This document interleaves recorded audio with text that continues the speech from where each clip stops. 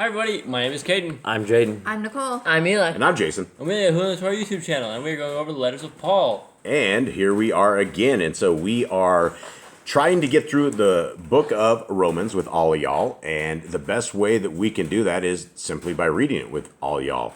And so before we do this, I would like to take us quickly into something that a lot of you, because this is a different segment, and a lot of you don't know the other segments we do, because this gets posted all over the place.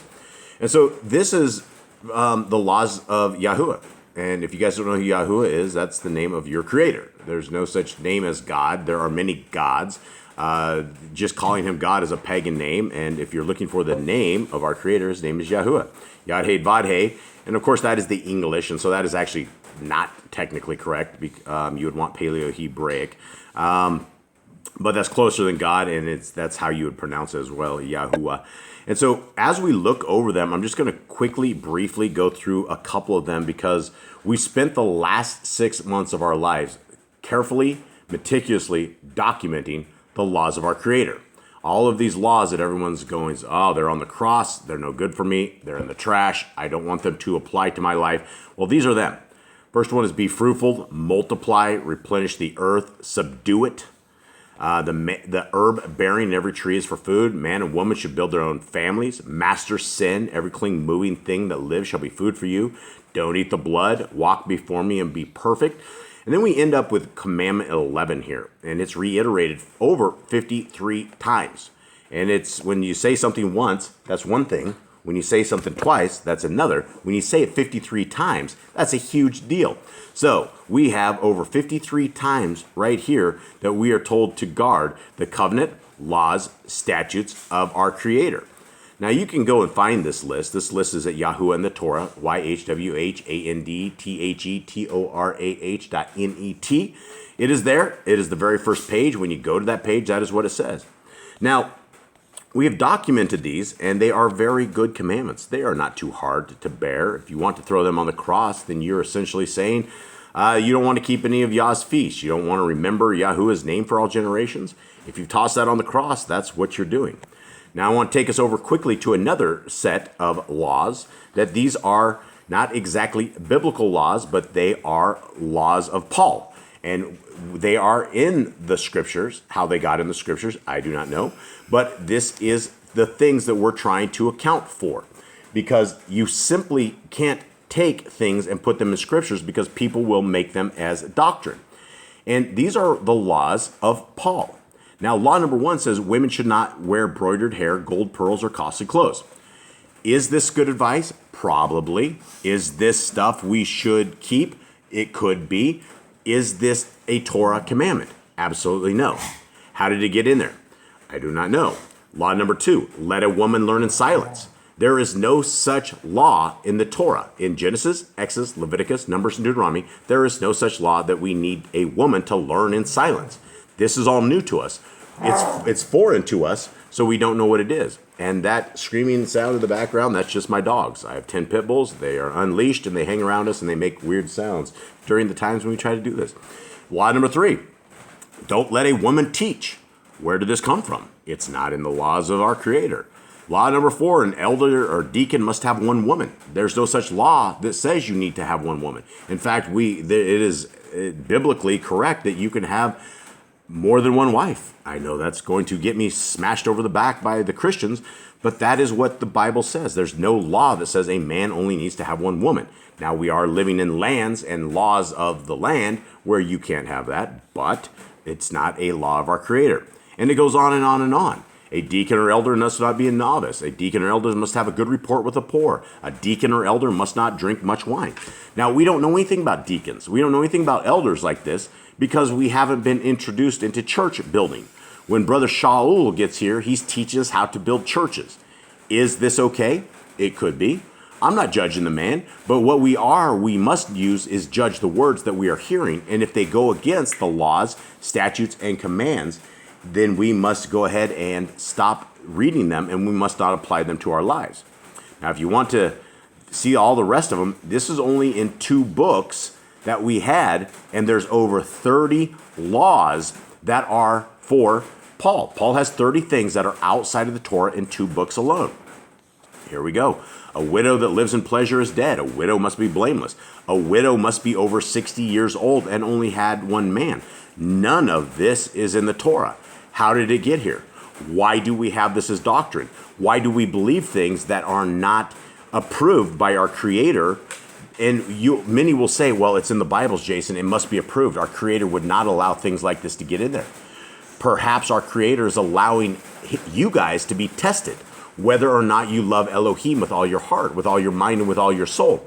Because it is very clear the doctrine of Paul goes against the Torah, and it goes over it more than one time. And if we have 30 accounts right here that are outside of the Torah. So with that, let's get into reading. Let's try to figure this out. We want to be good Bereans. And most of everything, we want to be acceptable unto Elohim, our Elohim. And it's not a lowercase e Elohim for Paul, because Paul is not a God. He wasn't even a disciple of our Creator Son when his son was on the ground. When the son was walking the ground, Paul was out there hurting people. He was putting the boots to people, literally putting the boots to people. And so in the Sefer at the bottom is what we'll be reading out of. We are on Romans 12 now, and these are the books that are attributed to Brother Shaul. Now again, before you guys say that I'm killing Brother Shaul or I'm blasting off or a brother or something, and I understand, I do understand, a lot of this makes you guys very angry. If you're subbed and it makes you very angry, you know where that unsub button is. It's right to the right, under the video. Look to the right side. It says unsub. I understand it. As long as the message has been heard, that is my job. We're not here for views. We're not here for subs.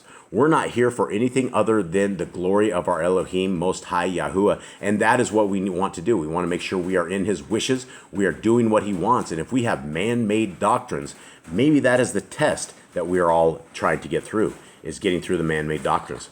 So we made it through all this: 1 Timothy, Titus, 1 Thessalonians, 2 Thessalonians. And as a quorum, as the five of us, we have, if we had a choice, 1 Timothy and Titus would not be in scriptures. 1 Thessalonians, 2 Thessalonians, although it is good advice, I don't know why we're reading to a church in Thessalonica. We're not them. We're not back in the days. And here we are. Gentlemen, how are you doing? Good. Today is the day of affliction. Yep. Are you guys afflicted? I think so. Everyone hungry yet? Yep. No one hungry? I'm hungry. Cade, you're hungry? All right, you guys ready for this? Yep. Okay, let's go through this slowly. What we are looking for is first and foremost, we're not trying to find a way out of this. Brother Shaul's writings are here. We have to address them. We have to read through them, and we have to understand it. If we don't know what they mean, chances are there's billions of other people who don't know what they mean. And we are only on the offense for the word of Yahuwah. We are on the offense because there are billions of people that have literally served Shaul as their Elohim. And they will say, that's not true. I serve God. I serve the Messiah. But at the end of the day, they serve the writings of Brother Shaul. And the writings of Brother Shaul have people thinking that the laws are not in effect anymore. And that is very untrue, because the Bible says they're in effect for all generations. Okay, anything before we begin? No. All right, here we go. I beseech you, therefore, brethren, by the mercies of Elohim, that ye present your bodies a living sacrifice, holy, acceptable unto Elohim, which is your reasonable service.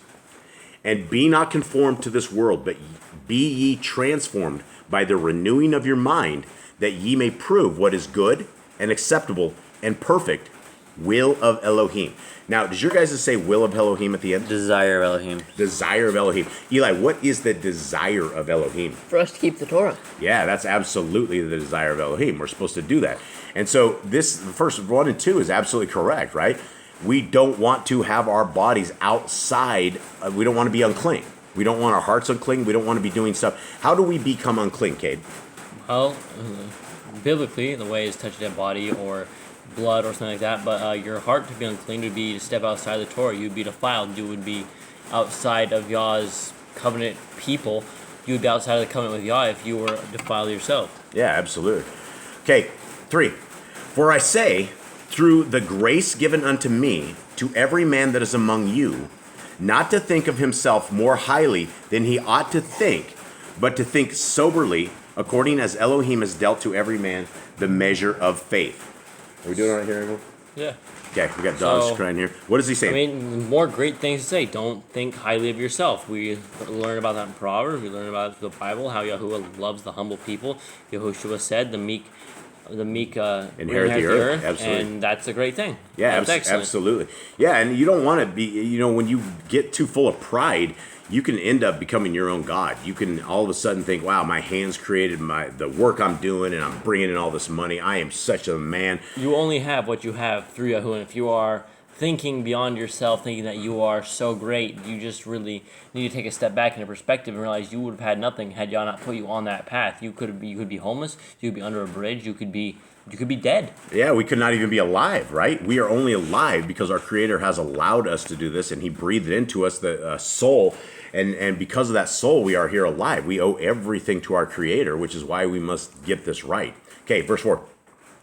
For as we have many members in one body, and all members have not the same office, so we, being many, are one body in Mashiach, and everyone members one of another. So I think he's saying we all each have a different purpose, but we all serve under Mashiach. Right, and that's our king, right? There's nothing wrong with serving our king. It's just like a military.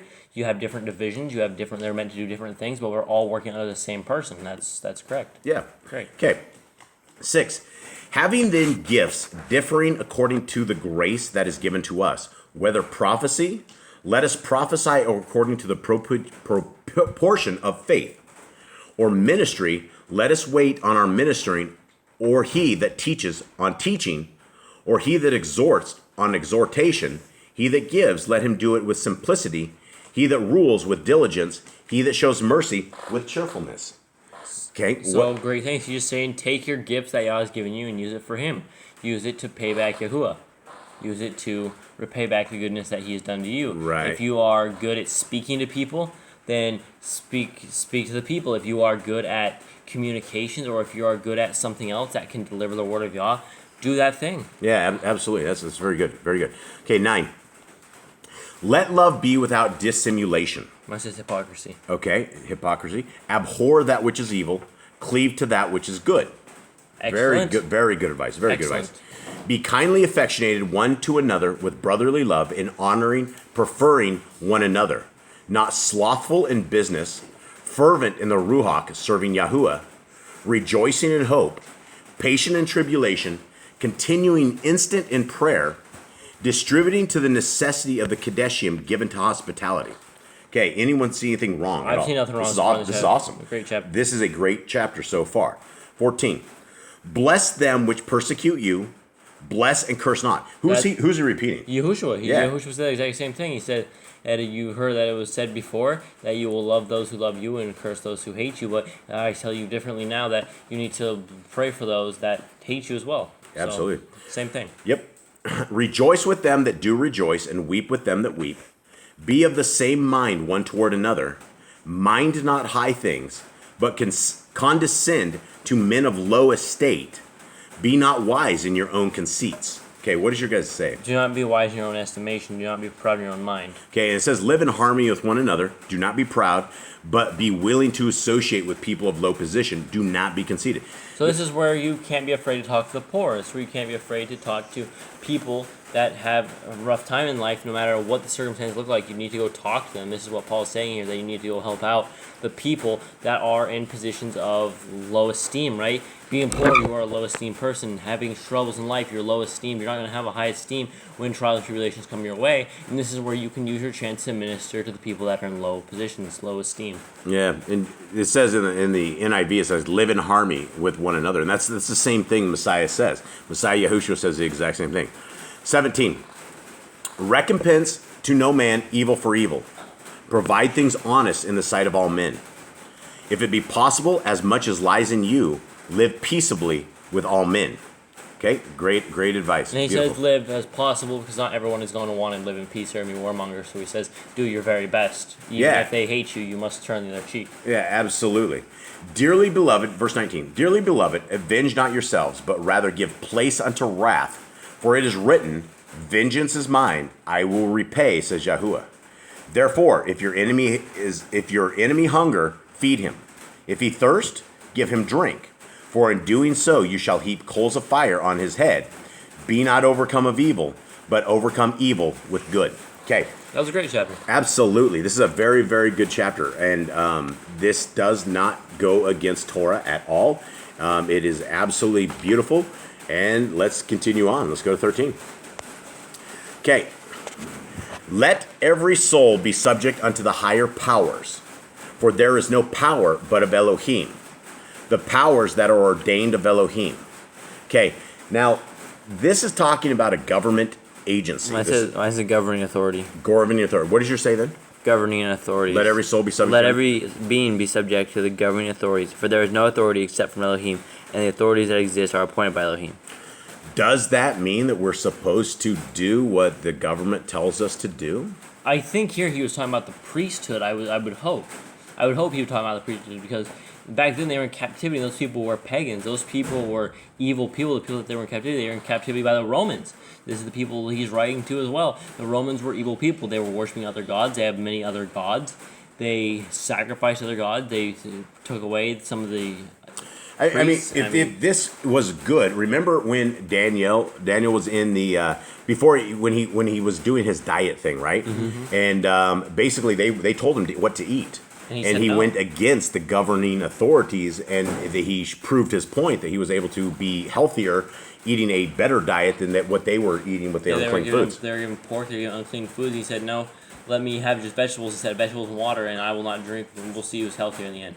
Yeah, so this is real interesting that it's actually in here.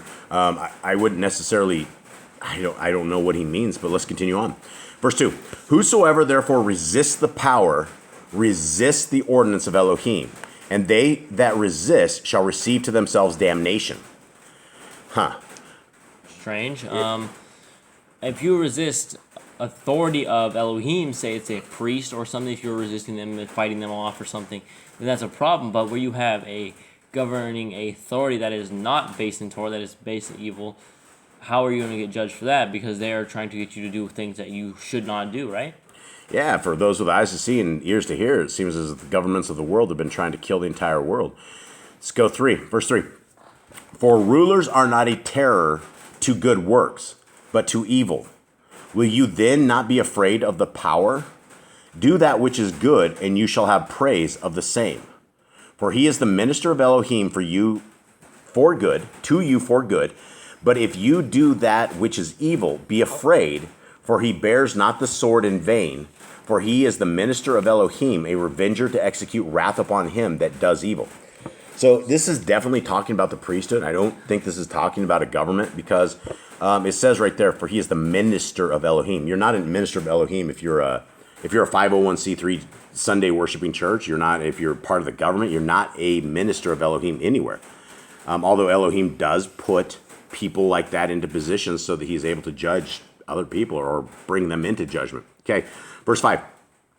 Wherefore ye must needs to be subject, not only for wrath, but also for conscience sake. For this cause pay ye tribute also, for they are Elohim's ministers, attending continually upon this very thing. Mine says pay taxes. It says pay taxes. Yeah, this is in NIV. I hope this is the priest. I hope he would be talking about the priest here, not. It would be like tithing instead of taxes. See, this is very, very conflicting. Messiah Yahushua did say, "Give to Caesar what is Caesar's." But here, Caesar is not a minister of Elohim. He's also saying, listen to what they say and do what they say as well. Yeah, and if you do that, you might end up in a coffin. Okay, 7. Render therefore to all their dues, tribute to whom tribute is due, custom to whom custom, fear to whom fear, honor to whom honor. Okay, and then again in NIV it says, give to everyone what you owe them, which is good. If you owe taxes, pay taxes. If revenue, then revenue. If respect, then respect. If honor, then honor.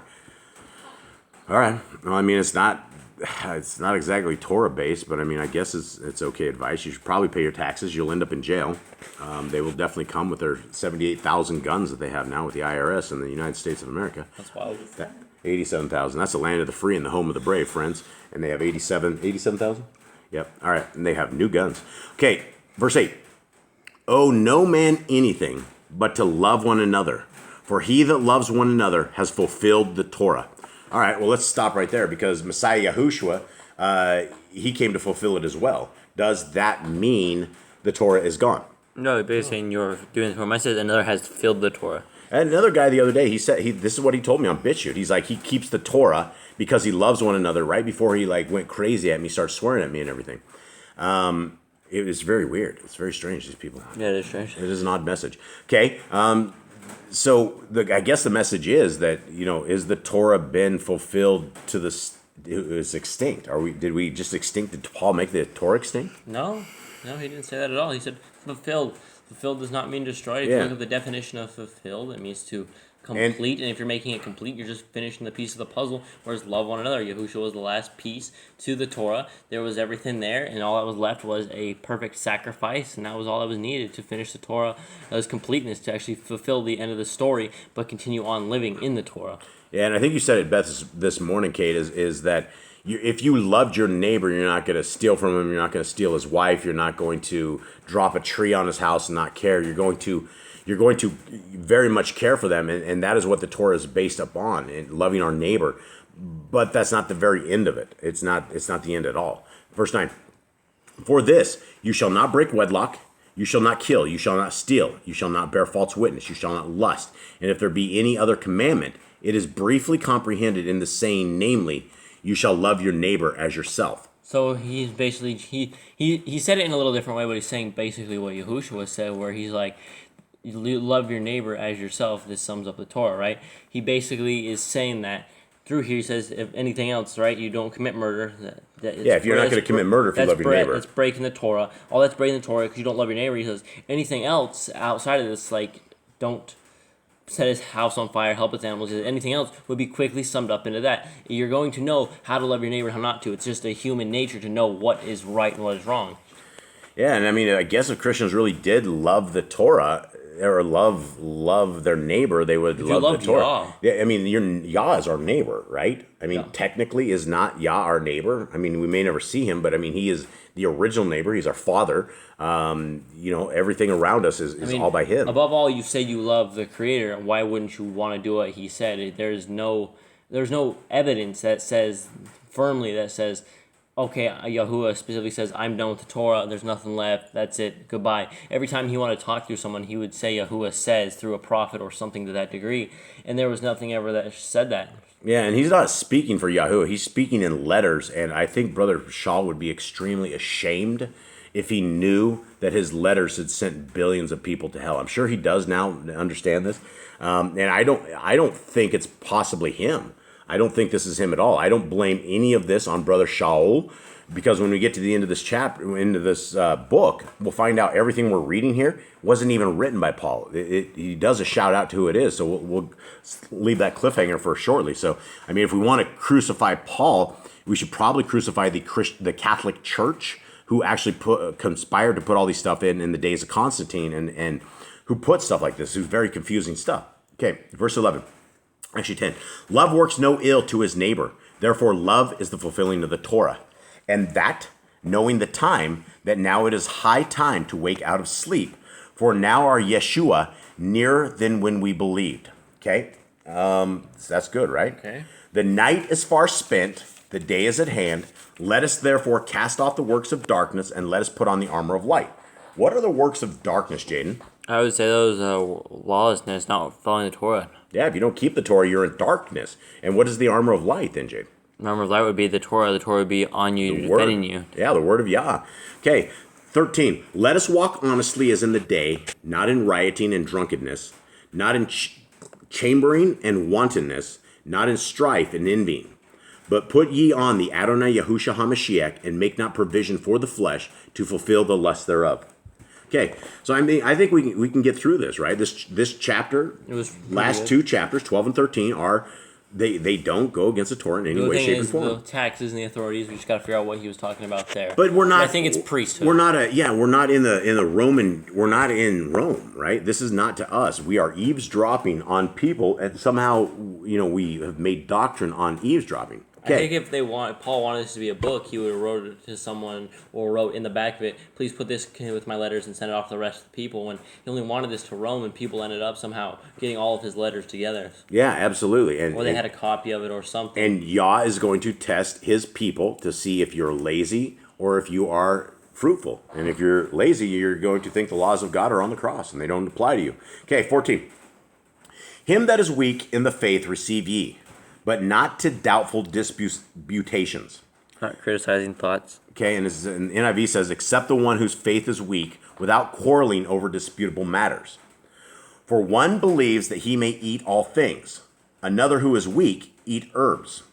Okay, anyone have any kind of questions here? So, any answers, I guess? He just said, what you should do is you should receive the one who is weak gently with love. Someone who doesn't understand the Torah, you're not just going to go up there, you're not going to lay all the things on him, you're not going to criticize him, you're going to gently speak with him, you're going to teach him in love. You're going to do it like Yahushua did. Yahushua sat on these people and he talked gently to them. He didn't go off and say, you're going to hell, you're going to hell, you're going to hell. He said, you've heard. Let it be heard. Let it be heard. He spoke gently to these people. He spoke openly to them. And this is what you should do for someone else. On the food, he says, people believe they can eat all, but someone who is weak only eats vegetables. And I think this is more of a metaphor where he's like, eat meat and eat vegetables, right? One person's faith, it's not saying the faith of Elohim. He's saying that one person's faith. And you could have, like, people who are in Buddhism and everything, they all have a faith in their religion. And so whoever it is, for one believer eats that he may believe he can eat all things. For one who believes that he may eat all things, another who is weak eats herbs. And I think this is where, because we'll see later in Letters Paul's where he said it's time to actually eat meat and get off of the vegetables, where he said we need to learn the Torah and learn all this stuff and get away with the useless things of baptizing, all this. You need to learn this. I think this is what he's talking about here. I don't think he's actually talking about eating. I think he's metaphorically speaking, because the Romans were more educated than most of the people in the land of Israel. So he's going to speak in metaphors. He's going to speak in different ways that we're not used to. So when he speaks in metaphor and says, because he doesn't start in the beginning where he says, go ahead and eat what you want. He talks about how people are weak, and if someone's weak, they're only going to eat vegetables. They need protein, they need meat. You have to have a balanced diet. The vegetarians will take you to school. I know, but vegetarians live on complete vegetables and without that stuff. But for health and reasons, you'd want to eat meat. Again, that's the vegetarians will say that's not true. There's other protein and other stuff. Each their own. But each to their own. That's not true as long as it's clean food, right? We have a Levitical law that says it. So it says, "Who is weak eats herbs." All I see in my mind is the Christians grazing on grass, right? They're just Mine grazing. says vegetables. NIV says, "Whose faith is weak." Whose faith is weak? Yeah, eats vegetables. Yeah, and so if your faith is weak, well, and it's not even that their faith is weak; that they're just unlearned and they're lazy. They refuse to read. They're not getting the meat and potatoes. They're only eating like a small side dish. Right. There we go. That works. 3. Let not him that eats despise him that eats not, and let not him which eats judge him that eats, for Elohim has received him. So again, this is where I think he's talking about that the person, the weak that is trying to get in the Torah, someone that is weak in the faith, that is struggling with it, Yahuwah is receiving that person as well. There's no need to fight or to hate this person, because Yahuwah is just receiving him as equal as he received you. Everybody coming out of Babylon is going to have a stick of bacon in their mouth as they sit here and read this. It won't be until Yah lets your lights turn on and your eyes be open, your ears hear, that you will know that you are doing a very evil thing in the sight of Yah. Okay? And then these are stumbling blocks right here, because the Christians will go right there. I've heard this 100 times. Let not him that eats despise him that eats not, and let him which eats not judge him that eats. Right? Well, you're eating bacon. Well, Paul says we should not be judging those who are judging, right? You could take this completely out of context, and you can make an evil case out of it. Okay. 4. Who are you that judge another man's servant? To his own Adonai he stands or falls. Yea, he shall be held up, for Elohim is able to make him stand. So he's just saying, don't judge people. You're all equal. The only thing that you need to worry about is serving Yahuwah. If you're judging someone else, you're taking your time away from Yahuwah that you could be using for serving him. Yeah. One man esteems one day above another. Another esteems every day alike. Let every man be fully persuaded in his mind. This is the Christian conundrum, right? They don't want to serve on a Shabbat. They said, well, Paul says right here that I can have one day. There's no one that should have any day over another day. And if you just read that one verse, sure, that might make sense in your head, but you got to read everything else to understand what he's talking about. Yeah, absolutely. He that regards the day regards it unto Yahuwah, and he that regards not the day to Yahuwah, he does not regard it. He who eats to Yahuwah, for he gives Elohim thanks. And he that eats not, to Yahuwah he eats not, and gives Elohim thanks. He's just saying we should be grateful for everything we do. Instead of judging on the day or having a bad day, we should be thanking Yah because it is Yah's day. Yah gave us this day. He gave us another day on the earth to live and to serve Him. Yeah, none of this here says that you should be eating unclean food. He says if you're eating food, you should be giving thanks to Yah because He delivered that food. He's not saying go ahead and eat what you want. Yeah, and it says that those who don't want to care about what Elohim says, then don't worry about it. We need to give Elohim thanks for everything. 7. For none of us lives to himself, and no man dies to himself. For whether we live unto Yahuwah, and whether we die unto Yahuwah. Did you say Yahuwah? It says Yahuwah. Mine says the Adon. Oh. Whether we live, therefore, or die, we are Yahuwah's. Mine says the Adons. This is next verse is Mashiach. Yeah, and so this is bad Stephen Pidgeon's horrible translations. I'll have to do another one on this one. Romans 14, he smoted it. Okay. So basically, we are to, whether we live or we die, it is supposed to be contributed to Yeshua because He gave His life. We need to follow in those same footsteps that He gave to us. He died for the people He loved, and we should be willing to die for His word to show our love back. Yeah, absolutely. For to this end Mashiach both died and rose and revived, that He might be Adonai, both of the dead and living. Yeah, if you read those two verses together, he definitely has a translation error because he's not talking about Yahuwah. What about so this is all about Messiah, Yahusha. In the old version about the Sefer also has Yahuwah there. Does it? Yep. Oh, jeez. Well, all right. 10.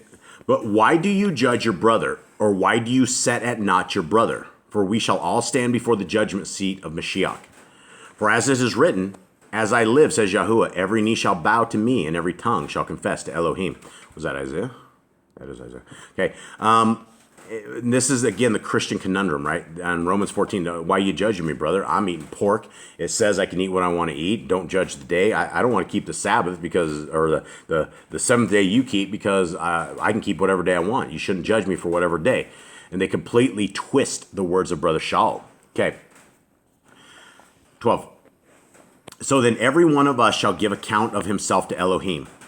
Let us not therefore judge one another any more, but judge this rather, that no man put a stumbling block or an occasion to fall in his brother's way. So let's put some light onto this situation, why he's saying don't judge them, because back in the day, the Jews and the Romans were all mixed in. There was basically, as the world is now, there's just people everywhere, and it's where the Jewish people will call others goys. It's the same as it was back in the day. The Israelites would call outsiders goys, and they would hate them because even if they were in the Torah, even if they knew the Torah, they still hated the stranger. They were breaking Torah. And so Paul was trying to get to these people to stop hating each other. He was trying to get them to live in peace because he knew that if they hate each other, things would only get worse and they'd all separate from Yah. He's trying to get as many people to Yah as you can, and that's what we should be doing. We should be winning souls, and that's what he was attempting to do.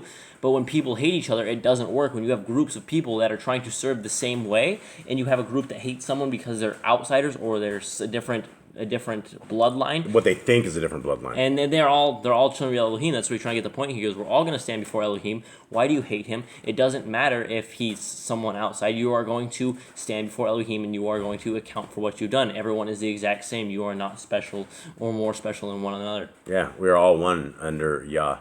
Okay. I know and am persuaded by Adonai Yahusha that there is nothing unclean of itself, but to him that esteems anything to be unclean, to him it is unclean. Wow, I've heard this so many times. And again, this is where we go back to people, where people are goyim, they are unclean, they are lesser beings. Yeah, absolutely. And if you do not understand that he is talking about this, the Christians have freed themselves from their unclean food, and they eat it. And because it gets even worse, because in 15 it says, but if your brother be grieved with your food, now walk you not charitably, destroy not him with your meat, for whom Mashiach died. What meat are we talking about here? Teachings. They're just they're struggling by the teachings. They're struggling by their words. And when he goes back up to 14, when he says, whatever is common, whatever is clean or unclean, that's the same thing as Peter's dream when he's like, do not call unclean what I have called clean. That was the people. That was not food. Yeah. That was the people they were trying to teach. We are all outsiders, right? And if we were to go back in the day of Paul, we would be hated because we are not Jewish. And he's trying to get everyone to be unified under one Yah. Yeah. Very good. Very good. Yeah, so it has nothing to do with eating unclean food. Let not then your good be evil spoken of. For the kingdom of Elohim is not meat and drink, but righteousness and peace and joy in the Ruach HaKodesh. So he's saying it's not different people, not different races. It's all just righteousness, and it's all Yahuwah. And how do we find out again what righteousness is? How does one become righteous? We follow the Torah. We do what Yahuwah tells us to do, because that's close we can get to righteousness is doing what Yahuwah tells us to do. Yep. Okay. For he that is in these things serves Mashiach, is acceptable to Elohim and approved of men. Let us therefore follow after the things which make for peace, and things wherewith one may edify another. For food destroys not the work of Elohim. All things indeed are pure, but it is evil for that man who eats with offense. And so we have to understand that, guys, Leviticus 11 tells us what food is and what isn't. You wouldn't say something is food when it violates the Levitical dietary laws. And so you would never ever think that pork is food, because it's not food. It's not considered food. It's not food. Okay, 21. It is good neither to eat flesh, nor to drink wine, nor anything whereby your brother stumbles, or is offended, or is made weak. Have you faith? Have it to yourself before Elohim. Happy is he that condemns not himself in that thing which he allows. And he that doubts is damned if he eat, because he eats not of faith. For whatsoever is not of faith is sin. So he's saying that if you're not praising Elohim, if you're not doing the work of Elohim, then you are sinning. You are doing the opposite. You are causing your brother to stumble, which is another thing against the Torah, which is you're not loving your neighbor. You're causing those to stumble. You're putting stumbling blocks before the people, before the stranger, where we were told to love the stranger. We were told to love the outsiders that are coming into this. Anyone was allowed to come into the thing. Anyone was allowed to be part of Yisrael as long as they were willing to keep the laws, statutes, and commandments of Yahuwah. Yeah, absolutely. Beautiful. All right, let's go into 15, guys. All right, we're on the downward hill. Let's keep rolling. We then that are strong ought to bear the infirmities of the weak and not to please ourselves. Beautiful. That's excellent. Let every one of us please his neighbor for his good to edification. For even Mashiach pleased not himself, but as it is written, the reproaches of them that reproached you fell on me. For whatsoever things were written aforetime were written for our instruction, that we through patience and comfort of the scriptures might have hope. Okay, it would be really crazy if he wanted the laws of God to be gone, the laws of Yah, but he says right here, for those things were written aforetime, which is the Torah. There was nothing written aforetime. They did not have a scriptures. They had a Torah scroll. They did not have any of this. They had the prophets and they had this in scrolls. They didn't have it. He knows that it is written aforetime and that it is our instruction. And if you want to deny the instruction, then you're denying the word of Yah, which is very dangerous. Now the Elohim of patience and consolation grant you to be like-minded one toward another according to Mashiach Yahusha, that ye may with one mind and one mouth glorify Elohim, even the Father of our Adonai Yahusha HaMashiach. See, the more you read into this, the more it makes sense that there was obviously disputes within their groups. There was obviously problems inside the Romans that were converting away from their pagan ways to Yahuwah's ways. Yeah, and he would have never written a letter like this unless he was replying back to massive issues and things of that nature. So before we kill Paul and before we take him out of the scriptures, we have to understand what he's talking about.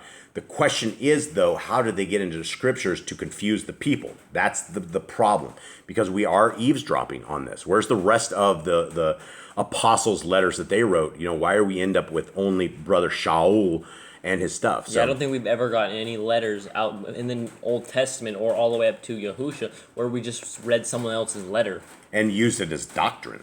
That's even worse. Okay. 7. Wherefore receive ye one another, as Mashiach also received us to the glory of Elohim. Now I say that Yahusha HaMashiach was a minister of the circumcision for the truth of Elohim, to confirm the promises made unto the fathers, and that the other people might glorify Elohim for his mercy, as it is written, for this cause I will confess to you among the other nations, and sing unto your name. Okay? I see no problems here at all. It's good stuff. And again he says, rejoice ye nations with his people. And again, hallelujah, all ye nations, and praise him, all ye people. What does your say in the King? What does it say?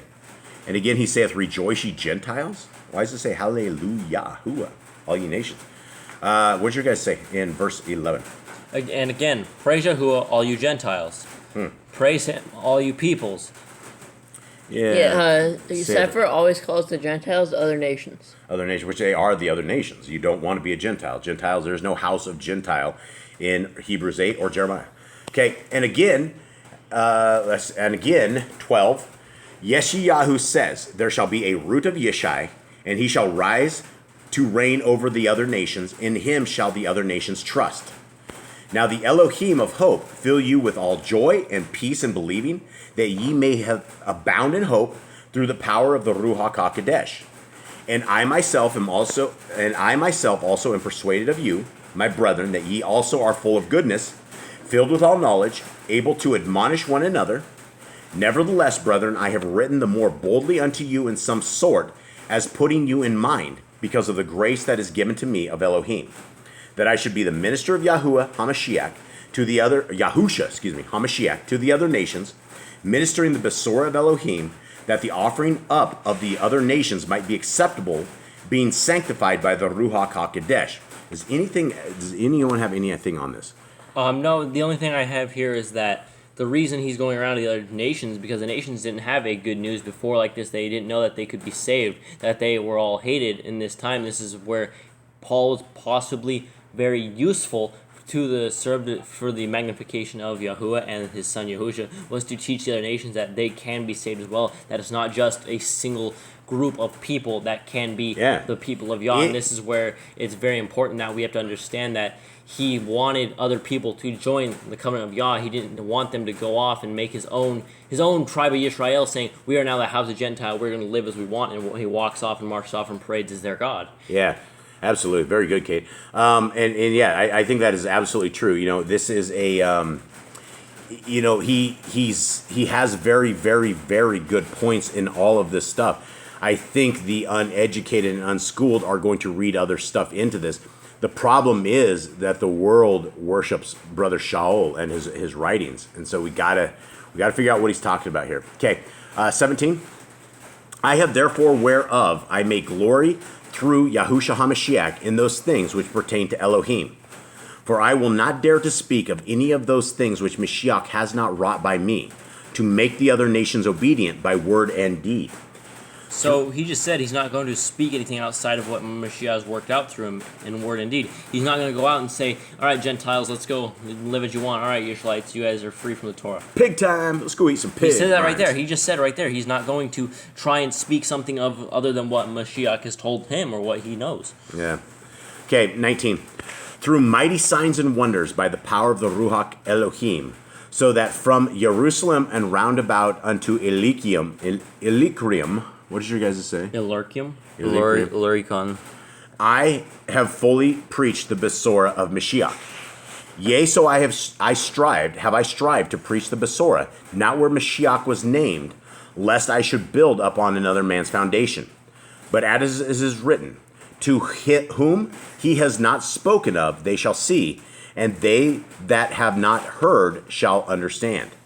For which cause also I have been much hindered from coming to you, but now having no more place in these parts, and having a great desire these many years to come unto you. Whensoever I take my journey into Spain, I will come to you, for I trust to see you in my journey, and be brought on my way thitherward by you, if first I be somewhat filled by your company. So he just has a letter here. He's just writing off to him. He just wrote all these things. Now, why don't we all go to Spain? If we're listening to Paul, why don't we all head off to Spain with him? Yeah, but now I go into Jerusalem to minister unto the Kadeshim, for it has pleased them of Macedonia and Achaia to make a certain contribution for the poor Kadeshim, which are in Jerusalem. It has pleased them even, and their debtors they are. For if the other nations have been made partakers of their spiritual things, their duty is also to minister unto them in carnal things. When therefore I have performed this, and have sealed to them this fruit, I will come by you into Spain. And I am sure that when I come unto you, I shall come in the fullness of the blessing of the Besorah of Mashiach. Now I beseech you, brethren, for the Adonai Yahushua HaMashiach's sake, and for the love of the Ruach, that ye strive together with me in your prayers to Elohim for me, that I may be delivered from them that do not believe in Yahud, and that my service which I have for Jerusalem may be accepted of the Kadeshim, that I may come unto you with joy by the will of Elohim, and may with you be refreshed. Now Elohim Shalom be with you all. Amen. Okay. Now, let's get to the end. This is it. And this is just more of a letter here. There's nothing much more other than a letter saying his hellos and his goodbyes and... yeah, and this has absolutely really nothing to do with Romans whatsoever, other than there's a whole bunch of shout-outs here. So let's finish this up, and let's do the shout-outs with the rest of these guys and figure out who actually wrote this. I commend unto you Phoebe, our sister, which is a servant out of the called-out assembly, which is at Synchrea. What did you guys say? Cancre? Kangrekai or something like that. Okay, that ye receive her in Yahuwah. Okay, who is this? Phoebe, her sister? Well, hopefully she's not, according to Paul, they need to learn in silence, and they need not to speak when somebody's teaching. I guess that's the same thing, but that's what he says. So whoever Phoebe is, that ye receive her in Yahuwah, as does become the Kadeshim, and that ye assist her in whatsoever business she has of you, for she has been a helper of many and of myself also. Okay. So shout out to Phoebe. Go Phoebe. Greet Priscilla and Aquila, my helpers in Yahusha HaMashiach. Okay. Shouts to Priscilla and Aquila, who have for my life laid down their own necks, unto whom not only I give thanks, but also all the called out assemblies of the other nations. Likewise greet the called out assembly that is in their house. Salute my well-beloved Epaphroditus, who is the first fruits of Achaia, unto Mashiach. Greet Miriam, shouts of Miriam, who bestowed much labor on us. Salute Andronicus and Junia, my kinsmen and my fellow prisoners, who are note among the apostles, who also were in Mashiach before me. Shouts. Hello, everyone. Greet Amphilus, my beloved in Yahuwah. Salute Urbane, our helper in Mashiach, and Stachys, my beloved. I don't know who that is. Whoever they are, this is beloved. Salute Apelles, approved in Mashiach. Salute them which are of Aristobulus' household. Salute Herodian, my kinsman. Greet them that are of the household of Narcissus, which are in Yahuwah. Salute Typhina and Typhosa, who are labored in Yahuwah. Salute the beloved Parissus, which labored much in Yahuwah. Salute Rufus, chosen in Yahuwah, and his mother and mine. Okay. Salute Astincritus, Phlegon, Hermas, Patrobas, Hermes, and the brethren which are with them. Salute Philologus and Julia and Nereus and his sister and Olympus and all the Kadeshims which are with them. Salute one another with a holy kiss. The called out assemblies of Mashiach salute you. Now I beseech you, brethren, mark them which cause divisions and offenses contrary to the doctrine which you have learned, and avoid them. For they that are such serve not Adonai Yahusha HaMashiach, but their own belly, and by good words and fair speeches deceive the hearts of the simple. For your obedience is come abroad unto all men. I am glad therefore on your behalf, but yet I would have you wise unto that which is good, and simple concerning evil. And Elohim shall bruise Satan under your feet shortly. The grace of Adonai Yahusha HaMashiach be with you. Amen. Timothy, my workfellow, and Lucius, and Yacon, and Sosipater, my kinsmen, salute you. Now here's some meat and potatoes, folks. I Tertius, who wrote this Sefer, salute you in Yahuwah. All right, we got to do a salute to Tertius. Hail Tertius. I mean, this is the writer of the Sefer right here, right? So is his nickname Paul or something, or is he like Paul's scribe? Well, it might be Paul's scribe. Who knows? Who knows why what this is? Why he wrote this, I don't know. Why it's under Paul at the beginning and then Tertius at the end, I don't know. If I was hoping that if you have someone that writes the book, right, you would say the words of Paul written by Tertius, the book of Romans, or something at the beginning. You would hope. Well, maybe not. Who knows? I don't know. We don't know who Tertius is. It's obviously somebody with Paul. Gaius, my host, and the whole called out assembly salute you. Aristus, the chamberlain of the city, salute you. The Quartus, a brother. The grace of our Adonai Yahusha HaMashiach be with you all. Amen. Now to him that is of power to establish you according to my Besorah, and the preaching of Yahusha HaMashiach, according to the revelation of the mystery, which was kept secret since the world began, but now is made manifest, and by the scriptures of the prophets, according to the commandment of the everlasting Elohim, made known to all nations for the obedience of faith. To Elohim only wise be glory through Yahusha HaMashiach forever. Amen. All right.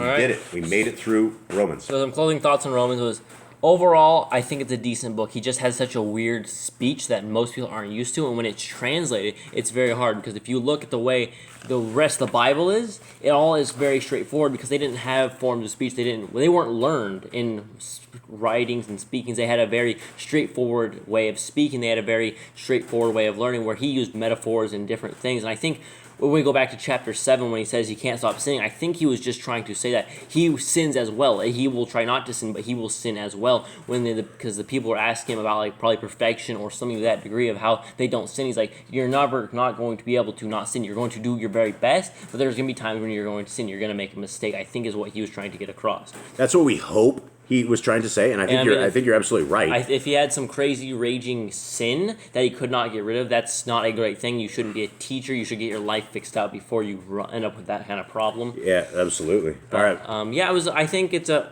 decent book overall. It does need to be viewed very cautiously. If you are new in the faith, if you are new to this, I do not recommend Paul's letters in the beginning. You need to read the rest of the Bible. You need to start at the beginning and then get through it a few times. Get through the Torah, get through the prophets, read the book of the Yahushua, read the Surah, the scriptures, read and then read it over again. And once you are confident in what you can read, then you'll understand that why it's so much different, why all of a sudden you get a complete 180 from what you've learned. Yeah, and that's why when you are set solid in the Torah, nothing can guide you out of it. And that's why when we read this, there are red flags that come up.